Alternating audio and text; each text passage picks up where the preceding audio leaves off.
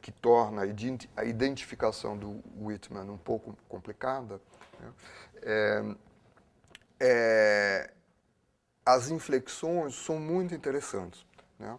Só vou indicar uma, né? O texto do Whitman vai dizer assim: I feel like one who has done work for the day to retire a while. Né? E nisso ela se projeta, porque ela está passando o dia traduzindo, pensando sobre a tradução, etc. Né? I receive now again of my many translations from my avatars ascending. Desculpa, John, pelo sotaque. While other doubtless await me. Né?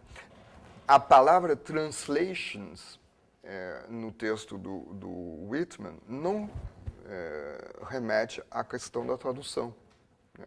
Mas à questão da transformação. Né? É a mesma fórmula que tem no Sonho de uma Noite de Verão, um trecho absolutamente lindo em que a figura central, o mais idiota de todos os idiotas, Bottom, que é um burro, né? Sai do palco e volta, aparece para os amigos com uma cabeça de burro em cima dele. Né? E ele não sabe, ele não tem consciência disso, e os amigos ficam apavorados, fogem, e antes de sair do palco, diz assim: Oh, Bottom, you are translated. Né? You are translated, quer dizer, você se transformou, você foi transformado. Né? Mas, na verdade, essa cabeça de burro está revelando a verdadeira personalidade, né? Está traduzindo a verdadeira personalidade do Bottom, né? Que, aliás, não é tão burro assim, mas é outra história. Né?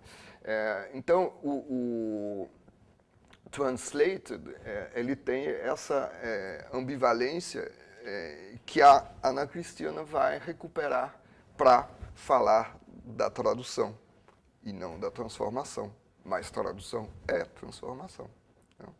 Então, bom, voltando, essa questão do eu, né, ela é muito complicada, na verdade, na poesia da Ana Cristina. Dá a impressão de que ela, eu, está falando para nós. Né? Mas, várias vezes, confrontando com manuscritos e tal, comparando com várias versões, dá para perceber que ela usa o eu como sendo uma outra pessoa falando. Né? Esse eu, às vezes, é a primeira pessoa do poema, né? Que, digamos, controla o poema, mas, às vezes, é outra pessoa que está respondendo num diálogo. Né? Então, no fundo, não tem o eu de referência fixa, né? E aí complica tudo. Né? E aí que eu acho que ela explora alguma coisa da tradução, porque justamente o que é tradução? Né? Quer dizer, o que é, em norma, em princípio, tradução? Né? É um trabalho de escrita, né, em que o autor, segundo, é um autor invisível. Né? Quer dizer, o fato dela embaralhar, né, as referências de pessoa, o fato dela citar, às vezes sem dizer que ela cita, né, sem deixar claro que ela cita, né, faz com que o autor se torne invisível.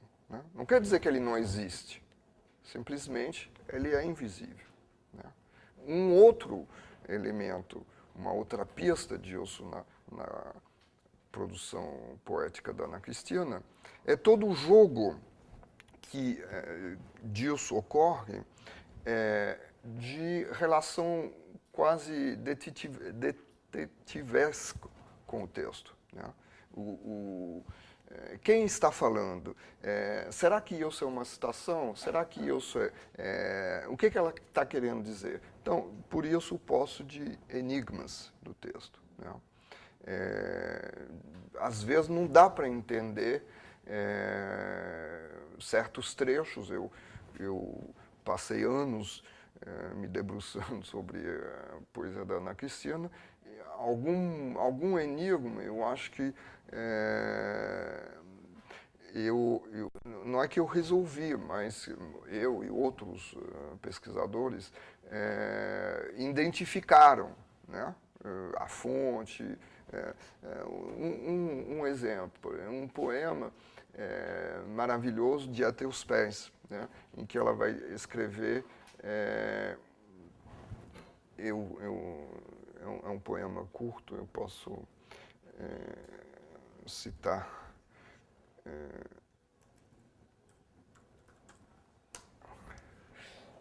Assim, te livrando, castilho de alusiones, forest of mirrors, anjo que extermina a dor.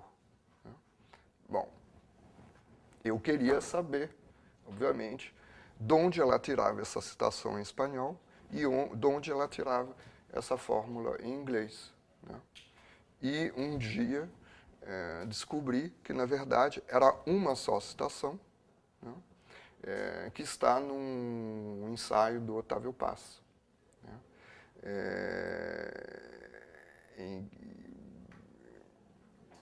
Enfim, posso depois ler a citação. O ensaio em si é muito interessante, porque justamente é toda a discussão em cima de um contemporâneo mexicano, poeta do contemporâneo do Paz. E o Paz vai analisar como a obra dele parece valeriana, mas na verdade é toda cheia de justamente engodos e, enfim, de ilusões, né? Então, bom, esse tipo de enigma está, e outras formas, né, está cheio Então, digamos, ela usa a tradução como se usa a citação também para embaralhar as vozes e as referências, digamos, né? Seguindo a lição não só do Proust, mas do Barthes, que vai dizer, para escrever, o eu tem que passar a ser uma terceira pessoa, né? Tem que sair de uma situação de diálogo. Quer dizer, a situação de diálogo encenada num poema é uma situação ilusória, criada para expressividade do poema, né? Bom, uma outra coisa, rapidamente, como ela usa a tradução ao contrário, né, do que é a tradução. A tradução é para tornar transparente um texto, né? Texto você não entenderia em russo, né? O tradutor vai fazer com que você tenha acesso ao texto. Bom, ela usa a tradução, mas, na verdade, no processo de tradução, há um momento de decifragem, né, e um momento de recifragem. Né? Quando você passa na sua própria língua, você vai recifrar o texto literário, né? Então, ela usa esse procedimento, né, para cifrar. Quer dizer, a tradução na contramão, né? Por exemplo, num dado momento, ela também no Luvas de Pelica,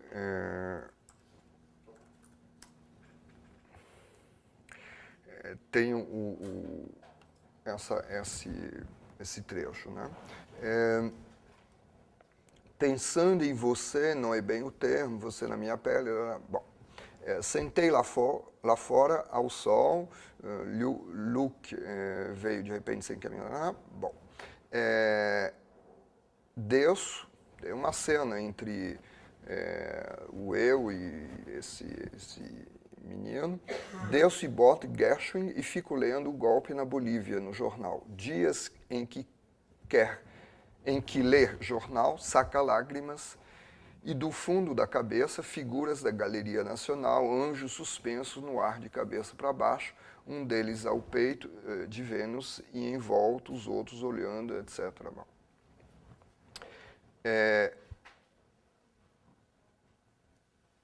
esse trecho, na verdade, eu vou tentar mostrar para você de longe. É isso.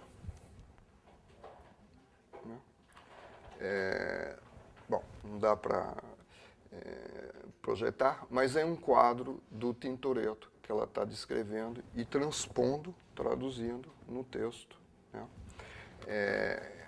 Então, se o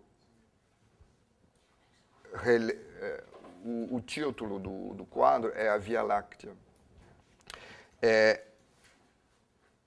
Cabeças e do fundo da cabeça, figuras da Galeria Nacional, anjos suspensos no ar de cabeça para baixo, um deles ao peito de Vênus, e em volta os outros olhando, flechando, rodopiando entre cortinados lençóis desarrumados, pássaros, pavões, lagostas, aviões.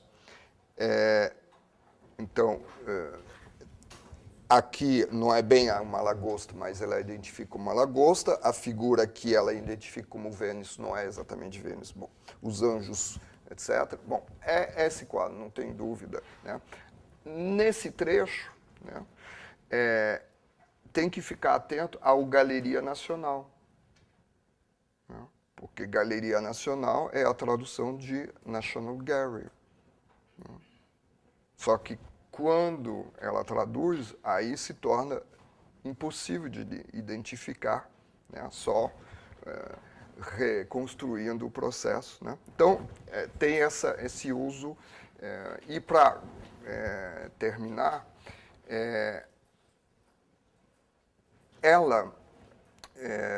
eu acho que entender muito bem que a questão da tradução está não só voltado, não só ligada à figura, o procedimento do deslocamento da metáfora, né, coisa que, por exemplo, os textos do Derrida vão sublinhar, né, mas a questão da mitonímia, quer dizer, a questão da circulação do desejo, porque, na verdade, ela está jogando com uma circulação de significantes que estão o tempo todo sendo ressignificados pelo contexto, pelo leitor, etc., né? Então, bom, eu consegui desanimar metade da plateia pelo tamanho da fala. Desculpe essa extensão, mas, bom, temos alguns minutos, talvez. A gente tem que fechar às 4. Tá. A gente tem 15 minutos para Tá. discussão. Só uma coisa que eu achei muito estranha, que você falou que a Ana Cristina estava pensando em fazer doutorado com, deve ter sido Haroldo, não Augusto? Não. É Augusto. Não, eu sei, mas na carta dela, ela cita o Augusto.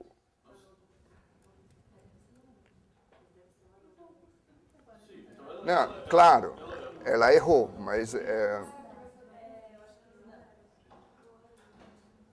Porque Augusto nunca trabalhou de professor, sempre foi advogado. Não, eu sei. Não, isso, tanto Augusto quanto Haroldo. Eu acho tão estranho, porque eu acho que ela odiava Mas, John, já tivemos essa conversa no Rio. Pode ser que, quer dizer, eu concordo com você que as linhas de leitura de uso da tradução, da concepção da literatura, a relação com a poesia, são completamente diferentes, por um lado. E, por outro lado, o Augusto fala muito mal da Ana Cristina. Né? Em algumas entrevistas, ele diz, bom, mas não tem muita consistência, para resumir. Né? Mas o que é interessante é que nos ensaios que ela vai produzir na Inglaterra, ela faz um estudo comparativo de traduções do Bandeira, do Augusto, e considerando, respeitando as traduções do Augusto. Né? Mas, bom, de fato, parece muito curioso. Não, mas nem sempre se faz doutorado com orientador, porque o próprio Haroldo fez o seu doutorado com o Antônio Cândido. De pouca gente sabe isso. Uhum. Ana Cristina conhece em algum momento pessoalmente essa teoria da imitation, que o senhor havia citado? Essa teoria, Da imitation. ela cita o Robert Lowell e cita o Robert Lowell, quer dizer, não é propriamente dito uma teoria, porque é uma coletânea que o Robert Lowell publica, né, em que ele traduz e adapta poemas que vão de Safo até contemporâneos dele. Né? E só que o Robert Lowell tem uma introdução muito interessante, né? Em que ele diz assim, eu traduzi, eu imitei, né, esses textos como se os poetas tivessem escrito os poemas hoje. Né? Então, no Cisne, por exemplo, na versão que ele tem do Cisne, ele vai transpor les faubourgs, a periferia, digamos, numa palavra um pouco antiquada, né, do século XIX, em slums. Né? Ele fala dos exilados, quer dizer, traduz né, os exilados como os refugiados. Né? Enfim, ele tem todo um trabalho de atualização, né, do texto. Coisa que a Ana Cristina faz aparentemente, mas não é a preocupação dela. Né? Eu diria que essa atualização que ela faz, por exemplo, no videotape, e ela vai fazer isso também no Cisne, ela fala em Didi, em coisa e tal, a preocupação dela não é atualizar, mas eu acho, assim, posso estar enganado, que é mais para atrapalhar a identificação da fonte. Eu acho que